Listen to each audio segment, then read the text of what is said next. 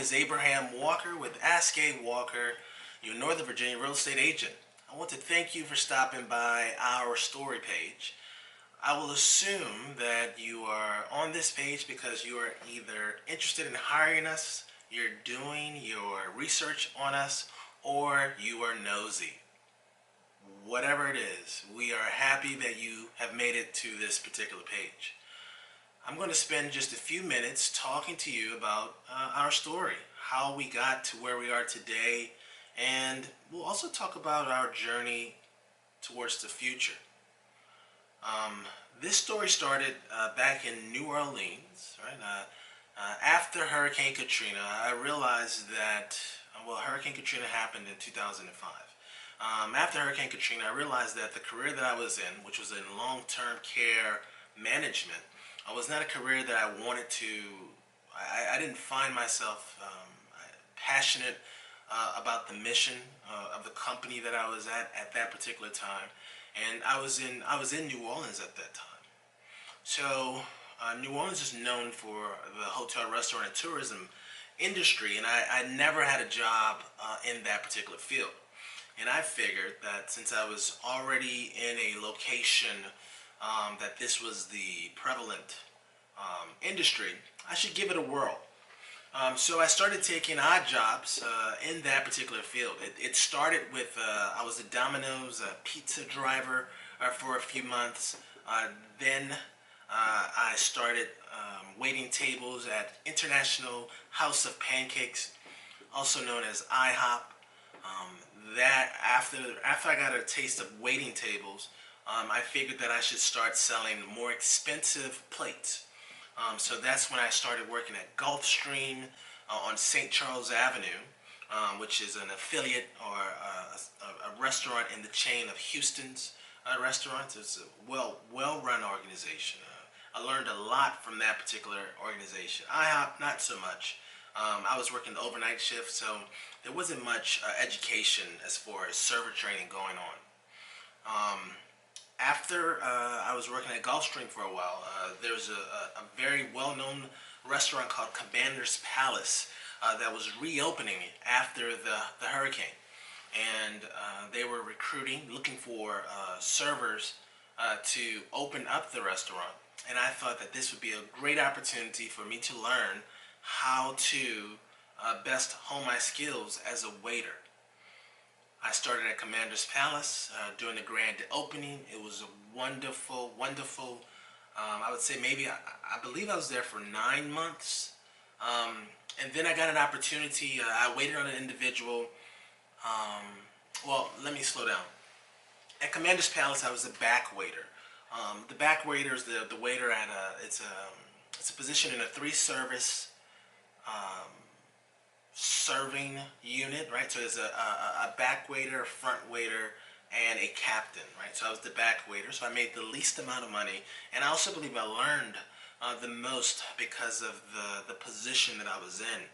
I learned the biggest thing I learned there was how to provide excellent service without speaking, and also fulfilling my clients' desires to have a great experience, right? So Commander's Palace, our plates, our average plate was maybe $35 to $40 a plate. So you didn't go there because you were hungry. You went there because you wanted an experience. I take that training with me today with Ask A Walker because I understand that most clients, while they are looking to sell their home or buy a property or purchase an investment property, they are also interested in a great experience. And I will say that Commander's Palace and Gulfstream, a Houston's restaurant, helped me to see that part of the sales process. Well, while I was waiting tables at Commander's Palace as a back waiter, there was an individual that worked with Columbia Sussex. Columbia Sussex owns hotels, casinos, resorts around the world. And this individual was a manager, or not a manager, he was a regional director for the hospitality portion of he was the regional director of the food and beverage departments for Columbia Sussex, right? and he asked me if I was interested in any other opportunities, and he slid me his card. Well, one day at Commander's Palace, before we move on, I just want to let you know I'm a tunnel vision type of guy. So I like to focus on whatever I'm focused on and really just say no to anything else that's on the perimeter, because I just feel like it would distract from what I'm doing at this time. I told the individual that I was very happy that he saw something in me, and I would keep his card just in case, right? Well, one day at Commander's Palace, um, the restaurant industry is a very tough business to be in because we had lunch and dinner shifts. And at Commander's Palace, like I mentioned, we were an experienced restaurant. So several individuals come to Commander's Palace to celebrate birthdays. Well, this particular shift, we had one two top, which is two individuals in the garden room, and they celebrated from 11:30 till 3 o'clock. They celebrated so long that I didn't have an opportunity to go grab lunch, and I'd already been at the restaurant since 9 o'clock with no food. Right, so I was leaving to go grab some lunch, and the manager at that time, who's no longer with them, stated that I could not leave for lunch. And I looked at him and I said, you know what, this isn't for me. This is my notice, and I quit on the spot. And as unprofessional as that may sound, I was 22 at the time, and it provided me with a learning opportunity to know that I don't think that that was the right thing to do at that time. And I was very frustrated with the opportunity, and I knew that it wasn't going to go where I wanted it to go, where I wanted to be in life. So I called the individual from Columbia, Sussex, and he said that they are hiring for a food and beverage supervisor position. Um, After that, I took the supervisor position, and I worked there for about 18 to 20 months. I was working on bringing the some of the standards that I had learned from Commander's Palace to that Columbia Sussex property, right? And the property at that time was the Wyndham at Canal Place, and the Wyndham then transitioned to the Westin at Canal Place. Um, After I noticed the opportunity at the Westin, in my mind, I always go further with what I'm supposed to do. And what that means is if I'm in one position, right? So if I'm the food and beverage supervisor, in my mind, I was preparing to become the general manager. And I noticed that general managers, you could become a general manager in as little as 4 to 5 years. You just have to perform in different parts of the hotel, right? So you have the food and beverage department, you have the catering department, you have the marketing department, you have the front desk, and housekeeping and security. You don't necessarily need to go through security, but the other disciplines you would need to go through to become a general manager. And I noticed that our general manager at that time, his quality of life wasn't what I was looking for. I knew that my background or my family background is that I came from a two-parent home in an impoverished neighborhood, and my parents, while I had two parents, my dad worked so much that he was not really available to us because he was providing for us. And I knew that while I wanted to provide for my family, I also wanted to be a quote-unquote family man. And I became frustrated because I saw that the general manager opportunity would not provide me with the lifestyle that I was looking for.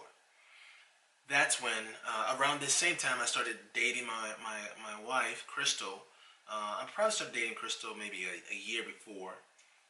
Yeah, year and a half before. And we started, I was expressing my frustration with Krystal, and we came across this idea that maybe we should get into real estate investing. So the book that was very popular at that time was Robert Kiyosaki and Sharon Lecture's book called Rich Dad Poor Dad.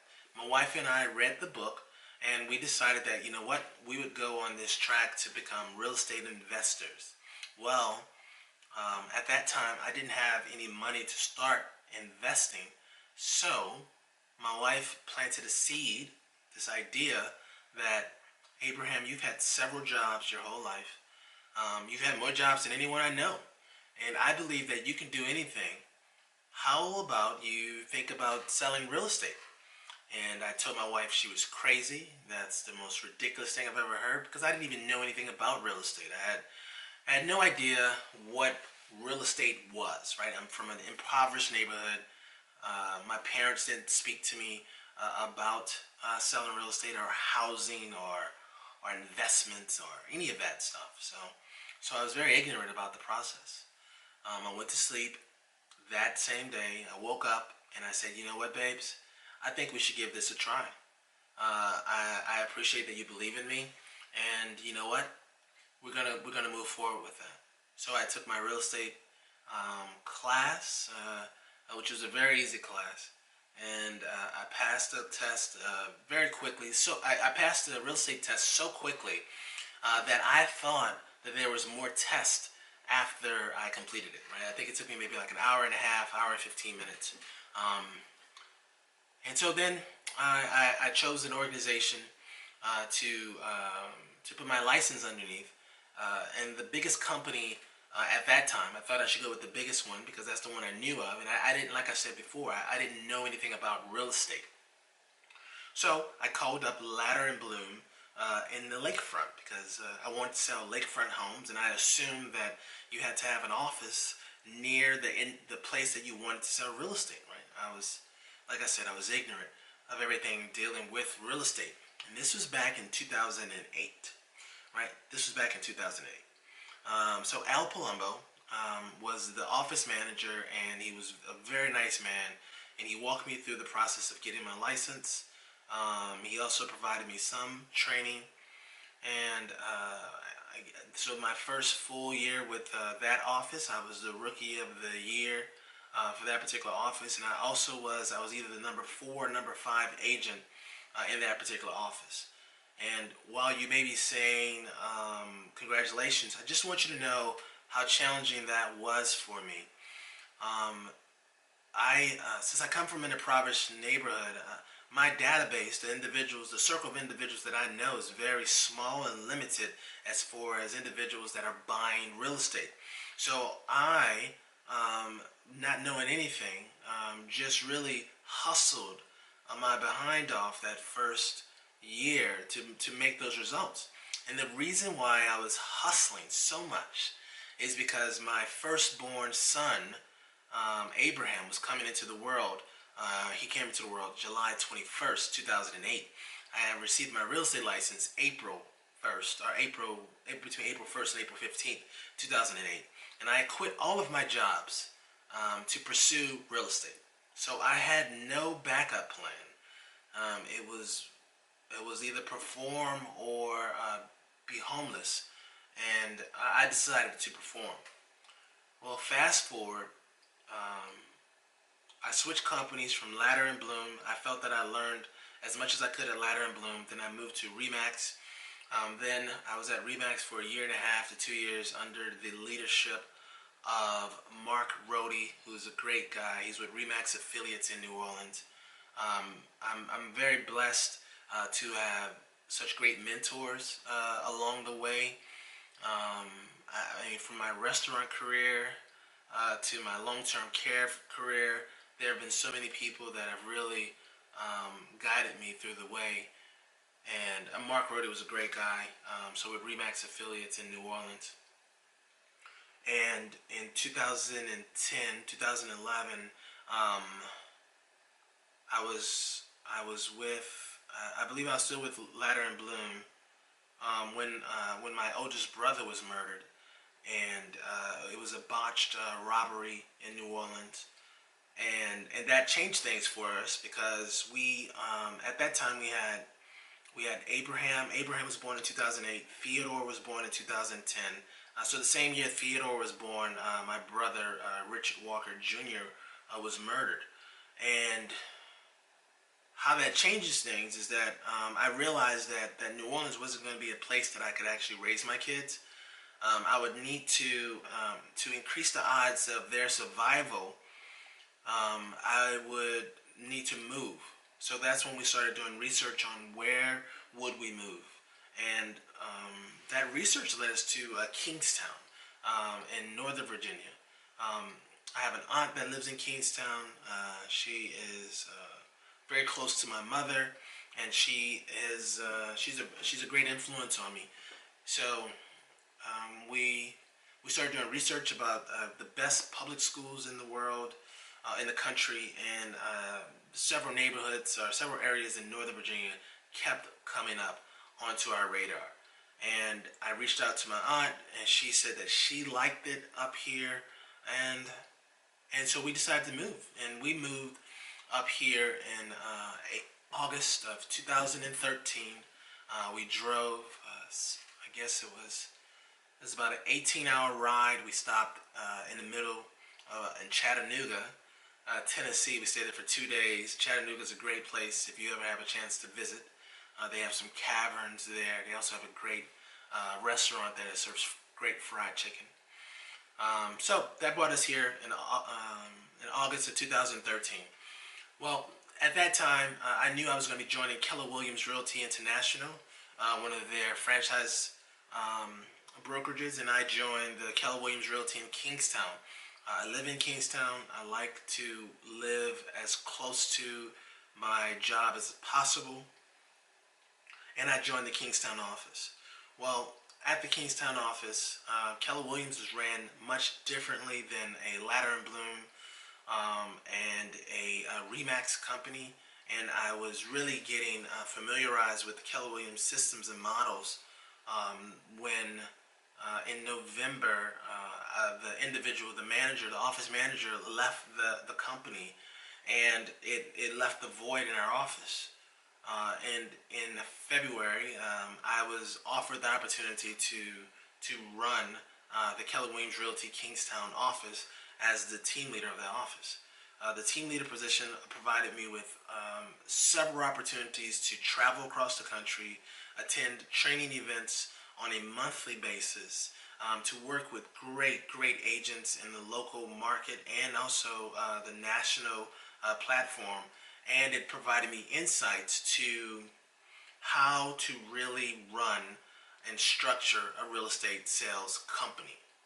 I stayed in the team leader position for 2 years and 3 months, and I stepped out of that position in May of 2016. While that was going on, my wife, Krystal Walker, she got her license in 2014. And she had been working as an individual agent from 2014 until May of 2016. May of 2016, I joined forces with my wife, Krystal, and we started building out the Ask A Walker business. And that's where we are today, right? And so Ask A Walker, in its brief time, has already made it into the top 20% of Keller Williams Realty Kingstowne. One of our focuses is bringing exceptional customer service to our local market.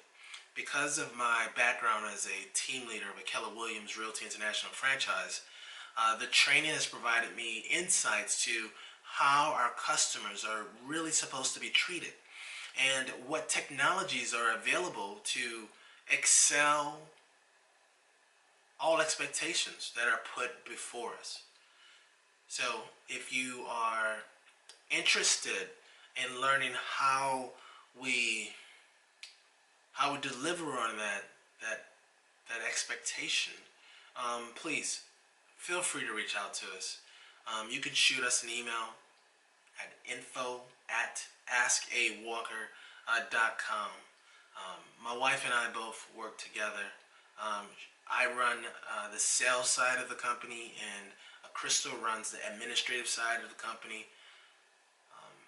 If we are having face-to-face meetings, you'll most likely see myself. I attend all appointments outside of the office, and Krystal is the behind-the-scenes wizard, right? She's the Wizard of Oz. She manages the day-to-day operations of Ask A Walker, and as much as I would like to tell you that we leave business at the office, that is not true. I'm actually filming this in my home, so that should let you know that this is very much a part of our blood now, because I'm going on the time of this video. This is October 16th, 2017. So in April of next year, April of 2018, that will make 10 years for myself in the real estate business. And just to let you know, we're we are honored to have so many great customers that appreciate the services that we provide, and we are also blessed to have the opportunity to perform in another market. Right? It is very rare for a real estate agent to move to another market and to excel the way we have, and that is only because of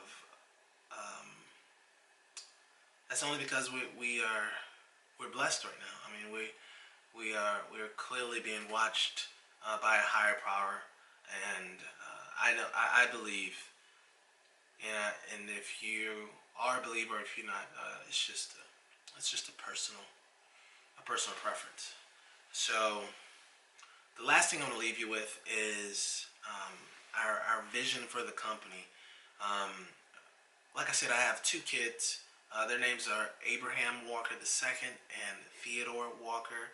At the time of this video, they are 9 and 7 years old. They're in 2nd and 4th grade. And my goal is to build a company that my sons would be honored to work in or grow when they graduate from college. So everything I do is centered around making this a family business, and I hope that you see the care that we put into structuring this company. I mean, just this